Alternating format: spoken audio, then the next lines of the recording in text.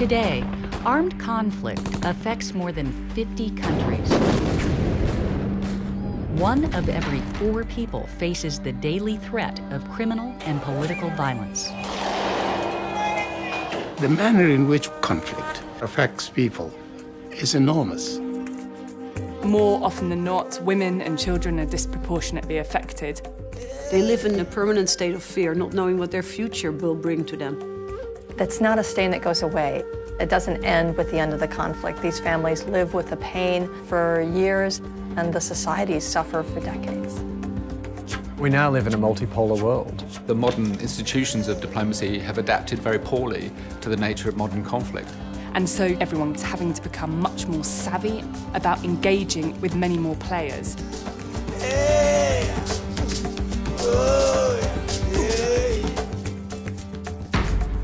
Independent Diplomat is a group of former diplomats who are rewriting the rules of traditional diplomacy.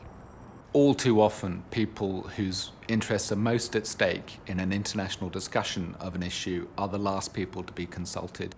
The mission of Independent Diplomat is to help marginalised groups and countries be part of that discussion and to get their needs across effectively.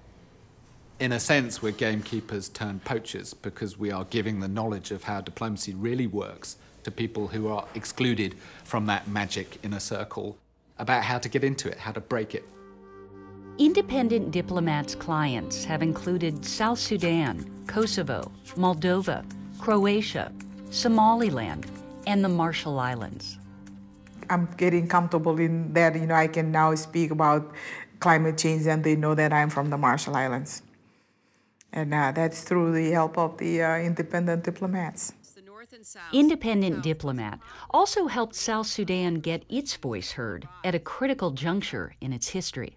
As crazy as it sounds, the United Nations was going to be convening a meeting about the possible independence of South Sudan without inviting a Southern Sudanese representative.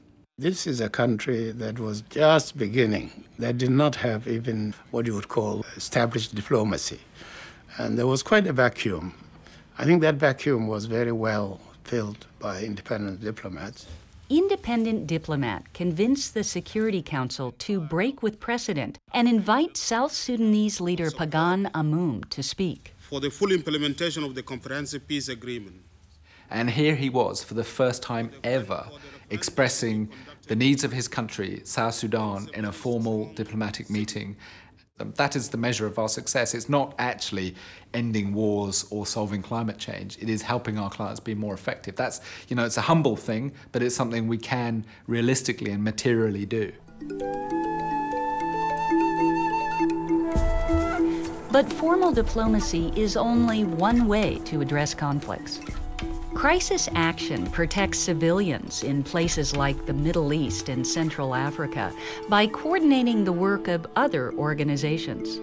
Organizations are stronger if they work together. The humanitarian groups, the human rights groups, the refugee groups, the conflict groups. Grassroots organizations, faith leaders, celebrities. We tend to all do our own thing and do it well, but with a little nudge from crisis action and a lot of support, we can be stronger than our individual voices. The problem crisis action was created to solve is very simple. How to get this set of organizations to agree to the same message and to the same campaign. We say to people, are you in or are you out? It's up to you. And what that means is those who opt in are able to really, really devote themselves to a strong position with ambitious targets. A case in point, the 2011 turmoil in Syria. We brought together huge coalitions across the Middle East of hundreds of NGOs and civil society organisations. And what we saw was landmark resolutions by the Arab League in which for the first time they cited the need to protect civilians as a reason to act. Crisis action deliberately works behind the scenes to multiply the work of others. This is actually one of the only videos you'll ever see about crisis action because it's really important that we don't get credit, actually, publicly for the work that happens. There are tens, maybe hundreds of conflicts in the world, depends how you count them. You can't tackle everything, you have to focus. And they're very good at it. And it's impressive what a really small team can achieve by having the right collaborative spirit.